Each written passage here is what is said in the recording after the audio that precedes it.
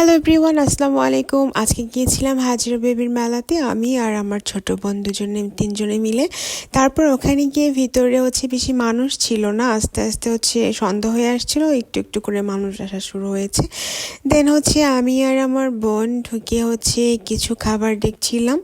দেখার পর আমার বোন বলল স্যান্ডউইচ খাবে আর চিংড়ি খাবে আর বার্গার খাবে। তারপর আমরা ওখান থেকে কিছু খাবার দাবার নিলাম। এখানে বেগুনের চপ খেয়েছিলাম।